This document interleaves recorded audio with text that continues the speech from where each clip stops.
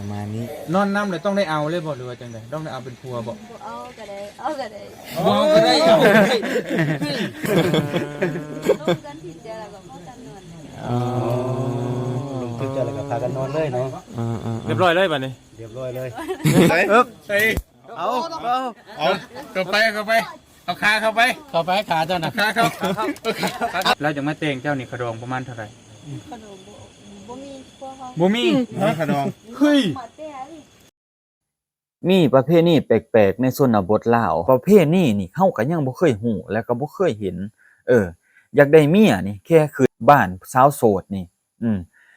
ไปนอนนํกันนี่เอากันแล้วบ่ตบบ่แต่งก็ได้ถ้าว่าบ่มักบ่เพ่งกันถ้าว่าบ่ถูกใจเนาะคงจะถูกใจผู้ชายหลายๆคน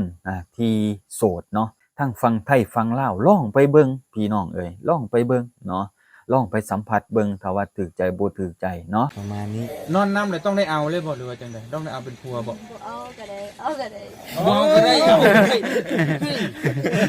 อ๋อนี่บ่ บางคนก็เอาบางคนก็บ่เอาก็ได้ โดยแสดงว่าสมมุติว่าลมนำกันทึกใจก่อนแล้วก็มานอนนำกันอยู่นี่เป็นปีแล้วก็บัดนี้บ่ทึกใจกันแล้วก็บ่เอาก็ได้บ่ โอ้ เราอาจ แล้วก็รวมกันแล้วก็ถ้ามักฮักกันแล้วก็คือว่า ตอนเกิด ตังลงเลยแมันบ่ ปิดประตู ร่วมกันที่จะแล้วก็พากันนอน ลงทึกจะแล้วก็พากันนอนเลยเนาะ เรียบร้อยเลยบัดนี้ เรียบร้อยเลย ครั้งแรกเลยนี่พี่น้องมาเห็นนี่ แล้วก็มื้ออื่นตื่นมาแล้วแม่นกลับทางไปทางมันเลย ทำไมทำมันเลย เอา ตัวนี้น้อง ไปเลย ไปเข้าเลยเข้าเลยกลับไปเลยเฮ้ยกลับไปเลยกลับไปฮึบใส่ เอา กลับไปเอาขาเข้าไปขาเจ้านะขาเข้าขาบ่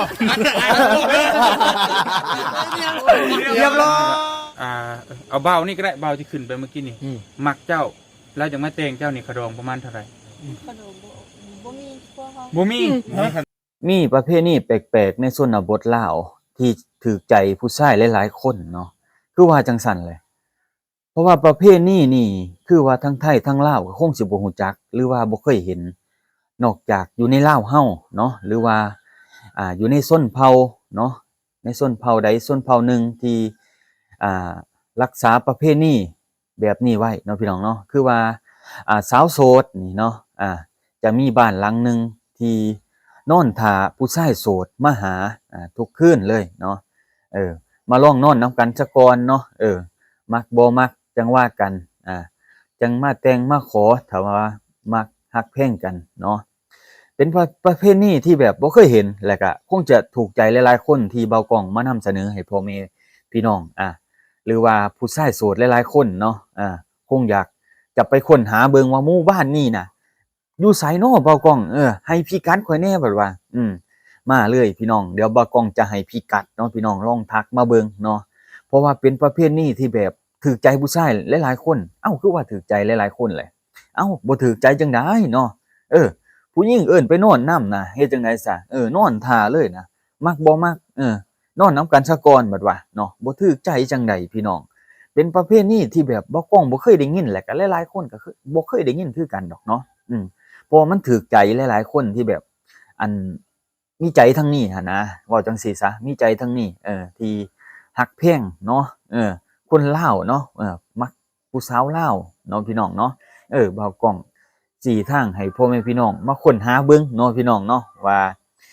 เทื่อมีแบบเนื้อคู่กันเทื่อเป็นเนื้อคู่กับสาวลาวเนาะพี่น้องเนาะถ้าว่าเป็นผู้บ่าวไทยก็ได้เนาะพี่น้องเนาะเพราะว่าเป็นประเภทนี้ที่แบบเฮาบ่เคยได้ยินแล้วก็เป็นตาหน้าค้นหาอีหลีประเภทนี้นี่นะเพราะว่าประเภทนี้นี่อยู่ในชนเผ่าหนึ่งอยู่เขตทางเหนือเนาะพี่น้องเนาะเพราะว่าเป็นประเภทนี้ที่ผู้หญิงนี่มานอนท่าผู้ชายหรือว่าเฮ็ดบ้านไว้เฮ็ดเรือนไว้เนาะหลังนึงเนาะที่เป็นกระต๊อบน้อยๆเนาะพี่น้องเนาะแล้วก็เฮ็ดแบบว่าเฮ็ดคือเรือนน้อยเฮ็ดที่อยู่ที่เช่าแบบคือแบบเฮ็ดคือห้องนอนห้องนอนคือรีสอร์ทน้อยๆนะพี่น้องอธิบายจังซี่ซะเนาะคือรีสอร์ทน้อยๆที่มีทางขึ้นบ่ใหญ่ปานใดเนาะแต่ว่าพ พ่อให้คนล้มนะคนที่เข้าไปในล้มเนาะพี่น้องเนาะล้มเขาเนาะแล้วก็เข้าไปพูดคุยกับสาวลาวนี่จะมีสาวลาวเนาะที่เพิ่นนอนท่าอยู่เนาะที่เพิ่นนอนท่าอยู่ได้พี่น้องแล้วแต่พี่น้องสิเข้าไปเด้ถ้าว่าเพิ่นอัดประตูนี่ถ้าว่าเข้าไปแล้วเพิ่นอัดประตูนี่คือว่ามีโอกาสได้เสียกันเลยเด้มีโอกาสได้เสียกันเลยบัดตานี้เพิ่นว่าเนาะถ้าได้เสียกันแล้วสิตกลงปลงใจกันอย่างใดถ้าว่ามักว่าแพงกันถ้าว่าอยู่นํกันแล้วเอาอยู่นํกันแล้วเอาอยู่นํกันแล้วเนาะพี่น้องเนาะเอากันแล้วเนาะเอาจังซี่ซะเอากันแล้วเนาะถ้าว่าถือใจจังตกลงปลงแต่งกันตามฮีตของประเพณีตามชนเผ่าที่เพิ่นพากันนับถือกันว่าเพิ่นนับถือศาสนาหยังเพิ่นเฮ็ดฮีตของแนวใดเนาะก็ตามเพิ่นนั่นแหละพี่น้องเอ้ยเนาะอาจสิบ่ยากดอกพี่น้องเพราะว่าค่าดองอาจสิบ่แพงตามค่าเงินสมมุติทั้งอันผู้เบาทางไทยเนาะอยากมาตบมาแต่งนะอยากมาเล่นมาเที่ยวอยากมาชมบรรยากาศในชนบทหรือว่าประเพณีอยากมาเบิ่งประเพณีที่บ่าวกล้องเว้านี่เอาไปเบิ่งได้อยู่ไสเนาะพี่น้องทักมาเลยเนาะบ่าวกล้องจะติดต่อให้เนาะพี่น้องว่าบางเทื่อบ่าวกล้องก็มีโอกาสสิได้ไปเล่นไปเบิ่งชมบรรยากาศนำเนาะพี่น้องเนาะเพราะว่าบ่าวกล้องก็บ่เคยเห็นคือกันเด้อยากไปลองเบิ่งอยู่อยากไปลองเบิ่งซื่อๆแต่บ่แม่นว่าอยากไปอยู่นำเพิ่นบ่แม่นว่าอยากไปเข้าอันเฮือนเพิ่นเนาะบ่นะพี่น้องเนาะเพราะว่าบ่กล้องมีลูกมีเมียแล้วเนาะจะบ่คิดเกินเลยเนาะพี่น้องเนาะอาจสิพาพ่อแม่พี่น้องไปเล่นไปเที่ยวแต่ว่ามีโอกาสแต่ว่ารถเรือบ่กล้องบ่มีเด้แต่ว่าสิพาไปเนาะพาไปบอกทางบอกนั่นบอกนี่เนาะพี่น้องเนาะเพราะว่าเฮาก็คงสิบ่มีโอกาสนั้นแล้วเนาะพี่น้องเนาะที่แบบจะขึ้นไปเฮือนสาวโสดได้เนาะพี่น้องเนาะเพราะว่าจะมีแต่ผู้บ่าวโสดเท่านั้นเนาะแต่ว่าคนที่แบบมีลูกมีเมียแล้วอย่าสิไปคิดแบบนั้นเด้อพี่น้องเด้ออย่าสิไปคิดแบบว่าอยากไปลองอยากไปเสยส้มซื่อๆเนาะพี่น้องเนาะมันบาปกรรมเนาะมันบาปกรรมเวรกรรมในพี่น้องเอ้ยเนาะไปพรากลูกเขาเนาะจากพ่อจากแม่เขาเด้เนาะถ้าว่าไปตัวเป็นต้มตัวเองมีลูกมีเมียอยู่แล้วคิดว่าอยากมีน้อยมีใหญ่เนาะอย่าไปคิดเด้อพี่น้องเด้อถ้าว่าเป็นโสดจริงๆเนาะรับเลี้ยงกันอยู่กันแบบเป็นเนื้อคู่ตามฮีตของประเพณีอันนั้นโอเคเนาะพี่น้องเนาะบ่าวกล้องส่งเสริมเลยก็จะพาไปเลยแหละสนับสนุนเลยแหละพี่น้องเพราะว่าแนะนำให้แต่ผู้ชายโสดเนาะเพราะว่าเป็นประเพณีแปลกๆเลยอยากมานำเสนอให้พ่อแม่พี่น้องทั้งฝั่งไทยฝั่งลาวเฮาสำหรับผู้ชายที่แบบบ่ทันมีลูกมีเมียเนาะถือว่าไปได้เลยเด้เนาะไปได้เลยเนาะอยากไปเบิ่งเนาะอยากเบิ่งสาวลาวเนาะคือว่าสาวลาวนี่เป็นสาวที่แบบมารยาทดีเนาะอันว่าทางเหนือแบบเฮงผิวดีเด้แต่นี่ชาวลาวทางเหนือนี่ผิวดีเด้ขาวเนียนเด้พี่น้องแต่ว่าเพิ่นเฮ็ดให้เฮ็ดอันหยังก็ได้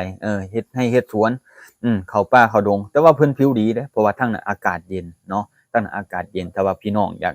ลองไปสัมผัสเบิ่งเนาะพี่น้องคือว่าพี่น้องก็คงสิเห็นในตามสื่อโซเชียลต่างๆนานาคือในนี่ก็ขออนุญาตบ่าวเตียงทองเนาะส่องบ่าวเตียงทองเพิ่นได้ไปสัมผัสแล้วก็มาเว้าสู่พี่น้องฟังหลายๆคนอาจสิยังบ่ทั่วบ่ถึงเนาะเบิ่งนี่บ่กองขออนุญาตเอามาเล่าต่อพ่อแม่พี่น้องแล้วก็เปิดโอกาสให้ผู้ชายโสดหลายๆคนอาจสิบ่ทันฮู้เนาะอยากไปสัมผัสลองเบิ่งเนาะว่าอันโอ้ยแม่นแท้บ่เนาะแม่นอีหลีบ่เนาะ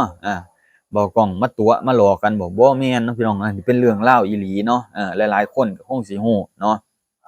ที่สาวโสดเนาะนอนท่าผู้บ่าวโสดเนาะเข้าไปหาเนาะนี่คือเป็นเรื่องจริงเนาะพี่น้องเนาะแล้วก็เป็นประเพณีจริงแล้วก็ยังอีกหลายๆประเพณีที่เฮาบ่ฮู้เนาะในสปป.ลาวเฮา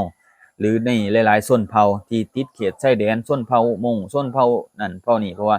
ลาวเฮามีหลายชนเผ่าเด้พี่น้องชนเผ่าลาวสูงอาจจะเป็นประเพณีอีกประเภทนึงเนาะของอันนี้ก็คือเป็นประเพณีลาวสูงเนาะพี่น้องเนาะที่บ่กองเว้ามามื้อนี้ที่สาวโสดนอนรอผู้บ่าวโสดเนาะเพราะว่าหยังพี่น้องเพราะว่าประเพณีนี่เนาะก็คือแบบมันแบบจังไดพี่น้องเว้าไปมาแบบว่ามันดึงดูดนะถ้าว่าเฮาได้ไปเห็นมันดึงดูดดึงคือว่าดึงดูดแล้วบ่ก็ดึงดูดผู้ชายโสดนะพี่น้องดึงดูดผู้ชายโสดเนาะคือคนอยากไปสัมผัสเบิ่งมันมีประเพณีแบบนี้บ่ถ้าว่าคนบ่ฮักบ่แพงกันมันคือสิเข้าห้องเอากันได้เนาะแม่นบ่เลยถ้าว่าเขาบ่มักบ่แพงกันเข้าไปเลยสิเอาเลยบ่แบบว่ามักกันบ่มักกันแบบว่าเอากันซื่อๆก็แล้วแบบว่าแบบนี้ก็มีบ่พี่น้อง แต่ว่าแบบนี้บ่ได้เนาะพี่น้องเนาะนอกจากคนฮักคนแพงกันจริงๆเนาะจังเอากันได้เนาะเดี๋ยวจะตบจะแต่งกันได้เนาะพี่น้องเนาะเฮ็ดตามฮีตของประเพณีถ้าว่าบ่กองคิดว่าโอ้ว่ามันแปลกอีหลีเรื่องเล่าเรื่องนี้ก็เลยมาเล่าให้พี่น้องฟังเพราะว่ามันอีหยังพี่น้องเพราะว่าเราบ่เคยเห็นเนาะว่าทั้งไทยทั้งลาวบ่าวไทยบ่าวลาวคงสิบ่เคยเห็นก็คงเห็นคลิปนี้แหละคงสิอยากไปลองเบิ่งอยู่ดอกเนาะอยากหาพิกัดอยู่ดอกเนาะมาทักมาให้พี่น้องเดี๋ยวบ่กองสิบอกเนาะถ้าว่ามีโอกาสสิไปนำจะได้เนาะไปนำจะได้เนาะลองไปเบิ่งผู้สาวโสดทางนั้นเนาะที่เพิ่นนอนท่าอยู่กระต๊อบน้อยนี่YouTube นี่เว้าภาษา บ้านบ่กองเนาะแล้วคงจะมีโอกาสเนาะได้ไปสัมผัสบรรยากาศทางบ้านเพิ่นนำเนาะเพราะว่าทางเหนือเนาะพี่น้องเนาะทางเหนือเพิ่นอากาศเย็นเพราะว่าทางภาคบ่กองนี่อากาศร้อนหลายเนาะร้อนหลายเพราะว่าทางบ้านเพิ่นน่ะจะหนาวตลอดนะพี่น้องจะหนาวตลอดถ้ามีโอกาสอากาศร้อนก็สิมีหน่อยนะแต่ว่าเพราะว่าทางนั้นเพิ่นพากันเฮ็ดไร่เฮ็ดสวนเนาะพี่น้องเนาะปลูกนั่นปลูกนี่ปลูกพวกหยอกพวกหยางทางน่ะทางเหนือเนาะพี่น้องเนาะปลูกหมากไม้กินหมากหลายๆชนิดได้สบายพี่น้องเพราะว่าอากาศมันเย็นเนาะพี่น้องเนาะนี่แหละพี่น้องประเพณีแปลกๆในลาวนี่ยังเหลืออีกหลายที่เฮาบ่ฮู้เนาะก็ฝากติดตามเบิ่งนํกันว่าจะมีประเพณีแบบใดล่ะมีวัฒนธรรมแบบใด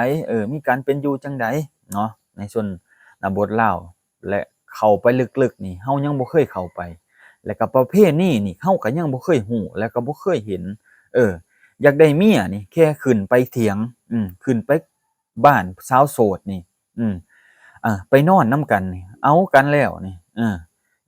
บ่ตบบ่แต่งก็ได้ถ้าว่าบ่มักบ่แพงกันถ้าว่าบ่ถูกใจเนาะคงจะถูกใจผู้ชายหลายๆคนที่โสดเนาะทั้งฝั่งไทยฝั่งลาวลองไปเบิ่งพี่น้องเอ้ยลองไปเบิ่งเนาะลองไปสัมผัสเบิ่งถ้าว่าถูกใจบ่ถูกใจเนาะถ้าว่าอยากฮักแพงกันจริงๆก็ไปลองเบิ่งเนาะสาวลาวหลายๆคนเนาะพี่น้องเนาะถ้าว่าฮักแพงกันบ่แม่นแต่ว่าชนเผ่าที่แบบมีแบบนี้เนาะเว้ยเนาะบ่แม่นว่าแต่ว่าประเพณีแบบนี้ประเพณีลาวลุ่มเฮาก็ยังหลายเนาะแบบลักษณะแบบว่าวัฒนธรรมการเป็นอยู่การตกแต่งเนาะคือฝั่งไทยเลยเนาะพี่น้องเนาะเขตอีสานต่างๆนานาการตกแต่งกันพี่น้องยังมีแบบนั้นเนาะเขตเบากองจะเป็นแบบนี้เนาะพี่น้องเนาะพากันกินดองกันเนาะแต่ว่าเขตทางเหนือหรือเขตทางเทิงนี่บ่ฮู้ว่าเพิ่นเฮ็ดฮีดข้องกันแนวใดเนาะแต่ว่าศาสนาน่ะบางคนก็ศาสนาพุทธบางคนก็ศาสนาคริสต์บางคนศาสนาผีหรือจังไดเนาะเฮาก็บ่เข้าใจเนาะเฮาก็บ่เคยไปสัมผัสในจุดๆนั้นเนาะแต่ว่าเฮาได้ยินเพิ่นมาเล่าต่อกันจากปากผู้หลักผู้ใหญ่เพิ่นที่ไปเคยสัมผัสมาเนาะพี่น้องเนาะเอ้าพี่น้องเอ้ยก็คลิปนี้ก็ฝากเตือนคนที่มีลูกมีเมียอย่าไปคิดหลอกเพิ่นเด้อพี่น้องเด้อว่ากล้องมาเล่าซื่อใดมีลูกมีเมียแล้วไปตัวเขาว่าบ่มีลูกมีเมียบ่ได้ใดอยากไปเล่นไปหยังเขาน่ะอยากไปเซยส้มเขาบ่ได้ใดเนาะเอ้าประมาณนี้เนาะขอบใจหลายๆ